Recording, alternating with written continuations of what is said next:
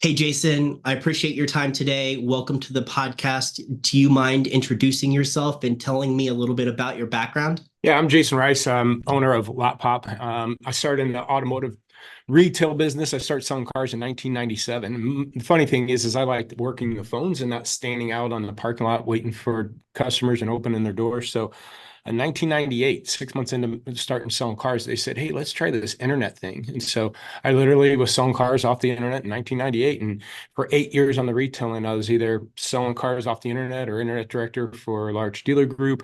I remember it's probably 98, 99. I sold a lady a Ford Taurus that lived in Alaska, and we were out of St. Louis. So we're still doing those type of things now, but we're doing it for 20, 30 years now. And so that allowed me to get on the board of directors of like digital dealers. I was helping getting that conference off the ground, articles and so forth. And that got me introduced to a gentleman named Dale Pollock in 2005, because back then I was going to quit and become an internet consultant. And somebody talked me out of it, said, "Hold on, I got a buddy of mine who created the software." Now, if you don't know, Dale Pollock created vAuto, and that really changed the industry on used car inventory management. And he talked to me, and I was one of his first hires. Matter of fact, it wasn't even Empower or vAuto then; it was called Empower Auto, and we scored you out on how you owned it to wholesale. Then we realized dealers were there to retail dealerships. So when I started with him, it was about 120 dealerships. He would sell it, and I would travel. And then again, about a year into that, we changed it to vAuto as we start looking at market data and helping dealerships making inventory decisions that way. So another plus 8 years helping dealerships on used car inventory management with my internet background too. Literally stepped in thousands of dealerships. Then I walked away from that due to I just felt like I need to be a better leader at home and church and so forth. And I stepped away and started this company, which which puts all this together. Our LotPop company has been around 11 years, but we built a software about 2 or 3 years ago called LotWalk, where we're combining inventory management data out of like the vAutos of the worlds, and then combining it with CRM data to be able to do a LotWalk customers and cars in one little system. So that's where I'm at. And it's been a fun ride over the last 11 years with the company and everything. So let's dive into the inspiration of Lot Walk a little bit more. So was it just to be able to get yourself off the road a little bit and spend more time at home with the family and focus on that, as well as put your skills to use still? Kinda. At first, I tried to quit before, about 2 years before I actually did quit. We just got by, I was vAuto. We just bought by Auto Trader. I was 6, 7 years into being a performance manager. And I just didn't see any advancements. The only advancement was our VP of performance management, and he wasn't going anywhere. And so out of frustration, yeah, I was like, man, I could stop and create my own company and help dealers do a deeper dive into all this stuff. Well, that was my pride and ego. And they talked me out of quitting at that point in time and said, "Hey, there might be opportunities down the road for promotions and so forth." So I stuck it around. I had a good year and I got the promotion. I stuck around with the promotion with a year. And yeah, that's when my travel kicked back up again. I thought I could handle it because I did a lot of it when I first started anyways, but we had another kid in the family. We had five total. And I would just, it just was, I remember being in New York, and my wife's at my son's lacrosse game, and he got beat up, and this kid was supposed to be kicked out of the game. And my wife's like, "Well, there's a dad down there yelling at the ref, tell him, why is this kid still on the bench?" And it just hit me hard. I'm like, what am I doing here? I need to be the dad down there yelling at the ref, trying to figure out why this kid's still at the game when he's supposed to be kicked out. And so I said, you know what, I'm going to use this idea of our lot pop and our now lot walk services. I'm going to use that as a tool to then be able to be home from my family and stuff. And so, yeah, I used it as a tool, but I knew it could be bigger than, just by myself. So I've always had took it and approached it as it's going to be a big company, but it's surpassed, more than I thought. So here, like I said, 11 years later. And so I didn't do it for money or didn't do it for other things other than helping dealers and use it as a tool to be home with for my wife and kids and everything. So It's interesting that family is such a powerful motivator for I think a lot of people. One of the reasons that I'm doing what I do is to be able to spend more time home with my family also. yeah, and it was a tough decision. I mean, I was making really good, stupid money, and I traveled and I got to work from home. And anybody I told, hey, the kind of money I was making, the flexibility I had, to be like, are you stupid? You're walking away. And plus, when I'm taking six-figure hits in my income in the first year or two, my wife's like, this ain't working out. You need to go back. But luckily, she, supported me, listened to me, and allowed me to work through the kinks. And then here we are. So, if it wasn't for the family supporting me through this, because it was my journey, my wife didn't work. We didn't have a safety net. We didn't have a big savings to cushion us. It was just jump and go and let's make this thing work. I had plan Bs, but they weren't an option basically, because I could always go back to a dealership. I knew I could get another job at a vendor, but there was just no plan B in my eyes. So let's talk about some of the trends that we've seen in automotive in the last 5 years. And I want to see how this has impacted LotPop through your lens. So really the big ones over the last few years have definitely been supply chain and consumer behaviors. Supply chain with COVID and having issues with being able to produce enough microchips for the cars, and then consumer behaviors, I'm tying that more directly to the interest rates. So how have you seen impacts with your clients? Yeah, there was that window of time. I want to say it was only about 6 to 8 months, maybe a little bit longer, that cars were going for stupid money. They're actually increasing in values and stuff. And that got to be tricky. But when the smoke cleared, the market really goes back to somewhat normal. And what I mean by somewhat normal, everybody's talking about this shortage and hold down on pricing. And here's the thing. There's a couple data points that I looked up. I helped the dealers when I was in Auto. Again, I started in 05 with them. So you got to think back to 08, 09 when the recession hit and dealers were losing their franchises and cash for clunkers and all this other stuff going on. I've been through it before, and we start looking at the data. And when we looked at the recession, we only sold 10.5 million new cars. And but here's the thing, we destroy about 12 million cars a year. The cars that retire or broken down, right? Or got totaled. So if we're destroying 12 million cars and we only sold 10.5 new cars, we're in a deficit. We had a million more cars lost than gained. So let's fast forward to, this whole COVID situation. We were still selling 14, 15 million new cars, destroying 12, and we still, right? Or now we're 3 million ahead still.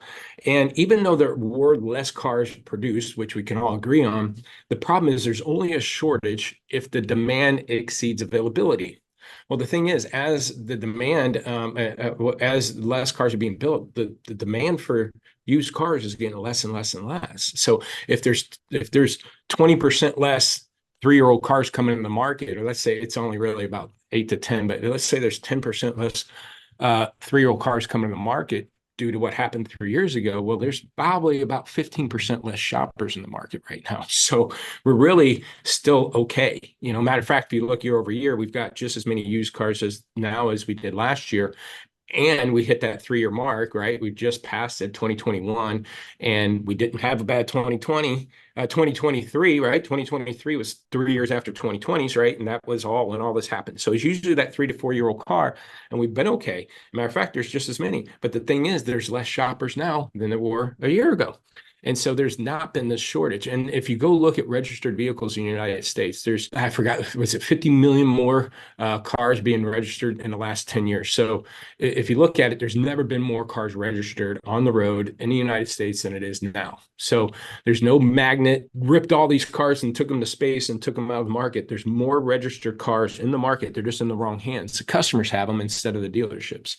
So there's no shortage in my eyes. And again, up until the demand exceeds availability, there won't be. And so with higher interest rates and which leads to higher payments, inequity of people that bought cars in the last 3 or 4 years, this is not the demand. And I think anywhere is going to get attention, especially with them lowering the rates here recently, would be new cars. There's going to be big pushes for big incentives and nice interest rates. You might get $8,000 and rebate with a 2.9% just to get some of these, let's say Stellantis, Chrysler, Dodge, Jeep cars moving, which then will drive more trade-ins, which then affect used cars, other than this hurricane and everything that just wiped out a bunch of cars. But we can go into more detail on that, but that's going to be a more regional thing. The states that Mhm. got impacted, everybody will be impacted by it because wholesale will go up and availability will get shifted around. But the guy in Kansas, the customer in Kansas where I'm at, they don't have to buy a car. So if wholesale goes up because all these cars are getting bought in these flood regions, and I have to go to the lane as a used car dealer in Kansas and pay extra for a car. It doesn't mean my Kansas customers willing to pay extra for it because they're not. They don't need to buy a car. I think that hopefully that kind of answers my thought on what, this whole COVID stuff. It's kind of, we're back to normal. And actually, I think we're going to be, other than it depends on what this hurricane flood situation drives in, it's going to be, it's the next 6 months going to be real tough, especially depending on what happens on the election. So do you think the election results will have a higher impact on consumer behaviors? I think it's consumer confidence. Yeah, I do. I think because right now everybody's sitting on their hands. Even dealers, as a vendor, I'm trying to hit up dealers. They're still kind of tightening the purse straps just to see, okay, where we're going to be in the next 3 to 4 to 6 months, right? And then you think about that by the end of the year. Well, then 2 or 3 months from there is tax season, and the last 2 or 3 tax seasons have been duds. So if we continue to go down a path that we're continuing to go down, where there's high inflation, high cost of goods, and everything else, and nothing's going to change, I think it really puts a damper in the market a bit. So I had made a note. You were linking consumer behaviors directly back to supply chain. What do you think, other than the results of the election, will impact consumer behaviors where we're starting to see more of an equilibrium of new to used versus having a delta one way or the other? And it should be the interest rates, and I know that elections, the Fed determines that, not the elections. But I do think that if they bring down the rates again, I think the OEMs are going to take advantage of that and bring down the rates and make it more incentivized for people to get out of a bad situation in a car. Shoot, my wife's car 2 or 3 years old, and we're buried in it because of when we bought it. And so she would like to get a new car. She typically does every 2 to 3 years, and we typically do it. But we probably can't for a while on this one, especially if the rates are going to be higher than. And so that might be our out if we go from because again, back then you're talking 7-8% rates were normal, but we can go down to a 4%. We might be able to trade her out with that negative equity and probably put her in a new car, probably lease a new car, because that's probably our next angle is just dump this into a new car lease, and 3 years we're out and we break even. And so that's what consumers are just waiting for. I think they dropped it half a point, which was nice, but is that enough to get people 45 days out of an election to go jump off their butt off the couch and go buy something just to buy something? No, unless it's just something big or a need. Again, this flood and everything is going to have these people in a need. Those people in that region are going to have to probably pay a premium for cars to replace them, and that's going to impact everybody else. But again, the person in Kansas don't have to pay a premium at a high rate right now. They'll just sit on their hands. And so I think the rates is going to be the biggest driver for everything. You're talking about the flooding that happened in up the East Coast because of the hurricane. Mm-hmm. How is this event any different from any other sort of seasonal storm that's happened? Say, like, I mean, you being in Kansas, I know there's a tendency for you guys to have tornadoes come through there. How does this differ from any other sort of seasonal storm that might impact people's personal vehicles or what vehicles they have available to them? Well, so again, this is a lot of the floodings and everything. You're talking the Carolina. I mean, there's like 5 or 6 states impacted by this. Like the last big one was Texas, right? Texas had this hurricane. It wiped out 50,000, 100,000 cars. And everybody's like, well, there's going to be a car shortage because of all the cars getting wiped out in Texas. Yeah, for Texas dealers, because we dealt with them, their cars are flying off the shelves because people had to replace stuff. But some of the people in that market, though, not very many had flood damage. A lot of them had hail, other type of damage that was paintless, dent removed, and stuff like that. Just because 500,000 cars had insurance claims on them, not all of them had to be replaced. So, here, though, you're talking whole towns being wiped out. Every car in that whole town's gone because of the flood damage. I mean, most people aren't going to resalvage those type of cars, so they're going to have to be replaced. And you're talking 5, 6 states that's impacted. So yeah, it's going to be a little bit different than most type storms because of the flood damage and not just storm damage stuff. You know what I mean? Because a lot of people don't have the resources again to go buy another car and replace it. So if it's drivable and it's, the frame's rusted, well, okay, well, I don't even look at the frame. I'll just drive it for another 5, 10 years till the wheels fall off, you know? Yeah, and then that's the other thing you're gonna have to watch out for too, is all these flood damaged cars are gonna go get resold and try to get money out of them. They're gonna end up in freaking Kansas here, and people are buying flood damaged cars not knowing it. And that did happen in Texas too. I'm going to change the topic again a little bit, and we're going to talk about more about the digital and tech transformation that we've seen in the auto space. And I really kind of want to dive a little bit deeper with you on how you foresee the role of tech further evolving the used car industry. Where do you think technology is going to take that? How, specifically with LotPop, how are you impacting that evolution? There's a lot of talk of AI and everything, and I don't think in used cars you can use AI for comments and things like that. For inventory management, yeah, there's some metrics that can be pulled by AI and shifted around, but a lot of it's just data analysis and be able to break that down, because I can't say never, because AI is getting pretty damn smart, but I just don't see how AI can replace the visual effects of a car. When you're appraising a car and plug it into the tool, there's a big difference on the actual package. Let's say it's a 302A or whatever on a F-150. That's usually going to be like an 18-inch wheels, the smaller screen. It might be but if that gets shoved into an AI tool, well, what if they're after upmarket wheels that either look bad or look good? What about the color combo of that? What about the smell? What about, the car? What about the seat condition? Because, somebody was really overweight and the seats are destroyed. There's going to be nuances to every car that I don't think AI is going to be able to pick up, that you still want that human element in it. And so, not that you couldn't have a software kind of gauge your pricing if it's just a normal car, but that's just not also going to be worth it sometimes. Especially, again, you're not going to have an AI go meet and greet the customer. Not that you got to do that physically nowadays, because a lot of people are getting appraisals online. CarMax, Carvana, for example, and they're buying them kind of sight unseen. Yeah, they can do photos and stuff. There's going to be a fine line. I equate that some of that technology when it comes to used car management. I think that's where most of that technology is going to go, like data analysis and or AI to be able to help you make better decisions and quicker, maybe do it for you. But I think that human element, people are still going to want that a bit. To me, it kind of reflects back, and I don't know when it happened, maybe in the 70s or 80s. How you used to call AT&T or your phone service and you get somebody and you talk to them, and then in the 70s or 80s the automated system came up, push one for two for, and it was really nice for businesses, and they could cut staff and they didn't need an operator, but I don't know about you, but every time I get one of those automated, I hit zero as many times as I can just so I can talk to somebody. So to me, that's kind of what AI is going to be. It's going to be cool, it's going to be neat, it's going to take some people's job, but it's not going to be fully effective, and more people are not still going to want some human element in it. And so I would warn the industry, and again, I might sound like an old person saying this, but I just wouldn't put all my chips into this AI going to be a used car manager for you in 5, 10 years.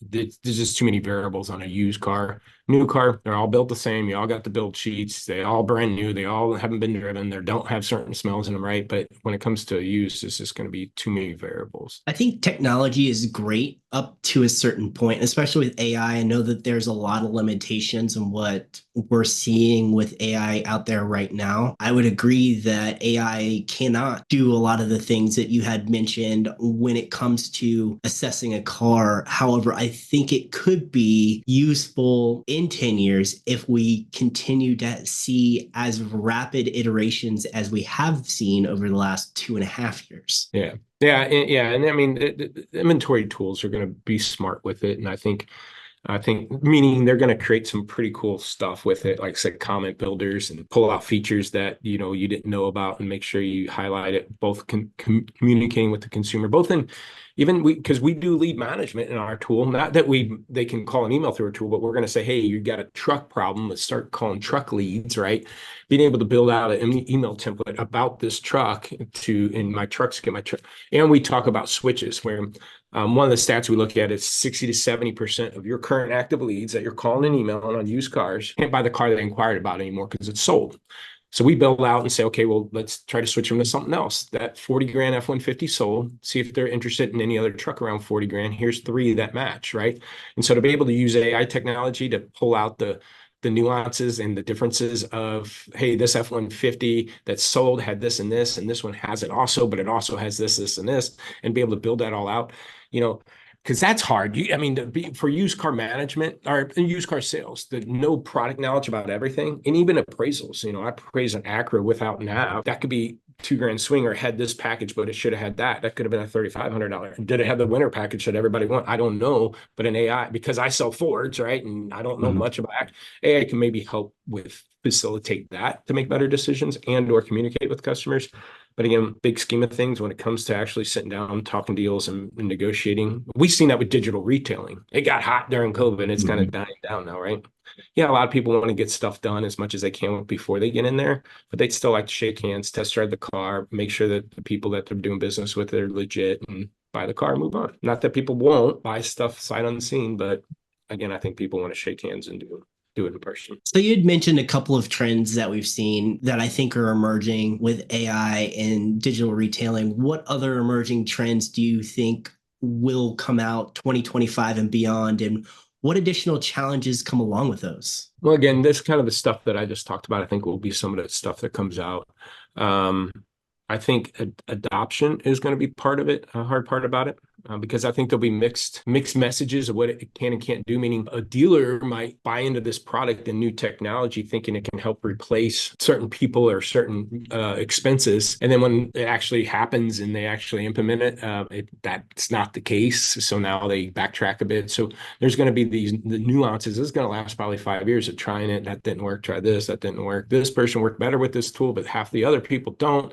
They won't use it. So again, tools are only going to be as good as the dealers that use it. So I think you're going to find a lot of ins and outs, both with vendors coming into the market and failing and leaving the market, but a few true champions coming out of it. And that's really the cool part about it, because somebody small like me, and not that I'm going to have this type of technology, but let's just say a smaller company could eventually really figure out how to do this. And, the big guys start becoming less big guys, right? New Mhm. leaders in the industry start taking over once they grab it. So it's going to be up for those big companies that are out there right now to really figure out. And but the hard part about the bigger companies, they're not as nimble to do that, right? They got so many layers of corporate structure to go through just to enhance something that these smaller guys do. So I think it's going to be more fun on the vendor end for that. For the dealers end, it's going to be a little bit more of a struggle, just trying to figure out what fits in their store with the personnel they have, and then how much personnel they need to have with it. You had mentioned the challenge being adoption. Is that adoption from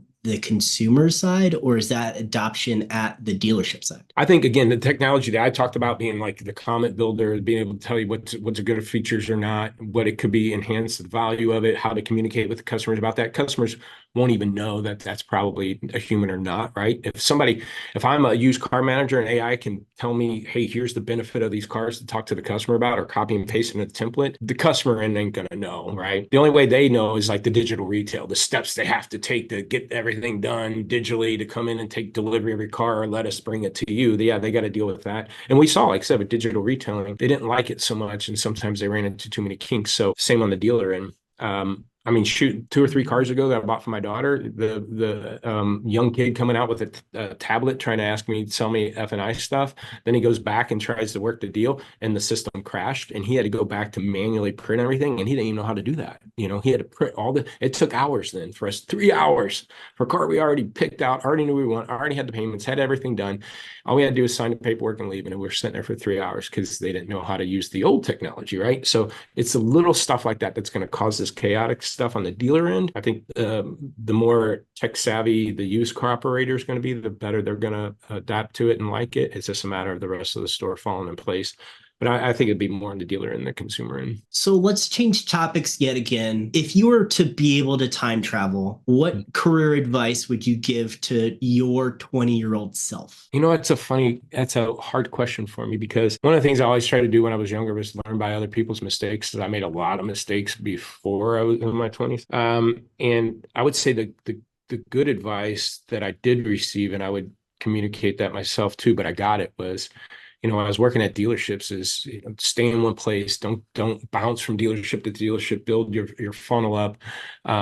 But my biggest one that I told myself was, and when people ask me, hey, I'm new to the car business, what would you tell me? I'd say, treat it like a career, not a job, because that's the thing. A lot of people try the car business. Hey, this I got laid off. I'll answer this ad and try to see if I like selling cars or not, right? I'll take it as a job until I find something else. And so a lot of people stumble into the career I did. I was waiting tables and I stumbled into it. But I saw it as a career opportunity because I wasn't smart. I didn't have college education to go, apply to places like that. And I actually got a business card and official office and felt, or at least a cubicle and felt important. And so I try to treat it as a career. So I would do that too. But also listen to good people, good advice. Like I said, probably, yeah, my first year or two, my F&I manager pulled me in the office, said, man, you're going to be somebody one of these days. So I took that to heart. Listen to people and get you good advice, but also, treat this as a career and not just a job. And, you can see things working out. And, here I am. And so I don't think I'd have to tell myself anything different than what I had the mindset, but I would probably have worked a little bit harder knowing that I could have got here faster, maybe type of scenario. That makes sense. I would agree. I think that there are so many people who get into automotive, especially auto sales, like, oh, this could be easy. This could be fun. This is just different from what I have been doing. It gives me an opportunity to do something outside of being at a restaurant, for say. And they don't treat it like a career. And it is a grind. There are days that you're there for 12 hours surviving off of nothing but cold sandwiches and caffeine. Well, back then too, we got demos. We actually, as salespeople, we got to drive cars. That don't happen in a lot of places anymore because insurance and all this other stuff. But yeah, that was my car too. I got a free car. That was fun. So on the flip side of the best advice that you would have given yourself, what is the worst career advice you have gotten so far? I would say stuff like the generic stuff, buyers are liars. And, one of the lies that I told myself in the internet department that I look back and go, gosh, I wish I would have thought that way. Because I started out, again, very early in the internet sales, and in 1998, 99, 2000, by probably 2002, 2003 range, they're talking to me about following up with all my customers, right? And I'm like, I ain't following up with these customers. They're internet customers. They're going to go back to the internet. They're going to fill out another form. The person that replies with the best price is where they're going to go, regardless of the follow-up I did. So I didn't do a lot of follow-up, just thinking that that's the clientele, right? They're internet, because back then, again, internet's new. They're internet geeks. It's the adage, because when I first started too, that customer that's coming in with a little folder, a binder full of paperwork, and we call them the Subaru buyers. They had so much, NADA, and everybody avoided them. That was the internet people back then. And I'm like, they ain't gonna come back to me. I could follow up to my last dying breath, and if somebody offered a better price, they're gonna go there. And that's the way I saw it. So that was bad advice, but I pretty much gave that stuff to myself. I shouldn't have set myself up that way. So don't judge a book by its cover. Exactly. That's a good one. Everybody's a buyer. Yep. Yeah, it's tough, right? Being in sales, balancing new leads versus trying to foster a relationship with somebody new or someone that you've been in contact with, especially if it's an internet lead. It's a challenge. It's different from them, being a warm up on the lot, shaking their hands, having that conversation, saying, hey, oh, you want to see the Toyota Tacoma? Cool, I'll go and show it to you, versus someone submitting a form online, showing interest in a car, and you're like, okay, I can send you this email with the description about it, but will you ever come in? I don't know. Yeah, and that's where if I'm doing internet now, to me, that lead coming in off of Auto Trader, wherever your website, that's your foot in the door to a relationship, and to foster off that and build that up. To me back then, it was just a sale, and it was like, all right, they're gonna, when they're ready to buy, they're gonna beat up everybody again for the next month to buy something. Give me your best price and out the door, and I'm hitting 3 people up, and if you win, you win. And I'm like, I don't want to deal with those type of people again unless they, so yeah, I now internet lead to me, because customers are now used to this type of transactions and they do it all the time, and they'd rather do this type of transaction with somebody they know, like, and trust, right? And so it may just make it easier, but I didn't see it that way. So that was the biggest issue for me. All right, so we've come to the last thing in my podcast. This is when I give you an opportunity, 90 seconds, to plug for anything you're passionate about, whether that be LotPop or any other passion project. So without further ado, go ahead. Well, yeah, that's, again, thank you for that, because our platform, what we do is unique and no one else does it. So it's hard to get our message out. But yeah, when we can combine inventory management out of your vAuto, VinQ, Max Digital, Dealers Link, we take that and we slice your inventory differently to get you really understanding what's happening on your lot, because those tools do great looking at market data, auction data, all that other stuff that you can't control. We kind of flip the script and say, well, hold on, let's see how your inventory is flowing. Why aren't you carrying 100, selling 100? Why aren't you making gross? Well, here's the problem. You got way too many trucks to your current sale rate. Maybe you got too many 2022s to your current sale rate. Maybe you got too many $40,000 to $45,000 cars to your current sale rate. Let's isolate those vehicles and let's start attacking them. So let's say you happen to have a 2022 large pickup truck that's 40 to 45 grand, right? There's three things that truck has going against your lot. And so be aware of that and then figure out if it's a pricing problem, but based more off of your data. Large pickup trucks that are 2022s, that are F-150s, that are around 40 to 45 grand, leave your lot around 29 days at 95%. Just know your data first before you pivot to the auction data. But not only that, if you happen to have a truck problem, well, why don't we call and email these truck leads before we start dropping prices? But here's the problem. You can't go in your CRM and say, give me my large pickup truck leads. Give me all my leads on my 2022s. They just don't talk cars over here in the CRM world. Again, Drive Centric, Vince Solutions, Reynolds, e-leads, dealer socket, whatever. We pull that data and we say, hey, you got truck problems. And so again, since 1997, we always called leads based on the age of the lead. Okay. It's a fresh lead. Let's call an email every day, but a 30-day-old lead, once a week, every other week by then, if we haven't given up already. So my point is, if I got a truck problem, I don't care if it's a 50-day-old lead or a 2-day-old lead. Let's increase contact ratio on trucks to get my trucks moving. So we're kind of flipping the switch there, saying, okay, quit managing leads based on the age of lead, because it's irrelevant to customers' buying cycle. We don't know if they're 2 days out or 2 months out, right? That 60-day-old lead might have just got his insurance check today from the flood because everybody's got, right? And so they're ready to pull the trigger now, but you're giving up on them. And that's where we're trying to flip the script there too. And then the switch leads, we talked about that earlier. Hey, you got a 30-day lead that was on a sold truck. They're not calling you back because they know it's sold. Well, why don't you flip the script on them and say, hey, and here's the word track that I think is awesome. Good news and bad news. Bad news is truck you're interested in sold. Good news is I can't sell you anything anymore. I'm here to help. Okay. Did you just want that F-150? Open other trucks around 40 grand. Here's a few in their inventory. So anyways, I know you had 90 seconds, so I appreciate you being able to let me explain that. But it helps us, I think, give a different approach to lot management. That's why we call it lot walk, because I can do a physical lot walk, fill holes, straighten up cars, make them clean, make sure customers are being meted and greeted. But I've never been able to do that in a virtual lot because the inventory tool don't talk leads and a CRM don't talk cars. So we put those two together and really get you a different approach. Jason, I appreciate your time today. Thank you. I appreciate yours and having me on here.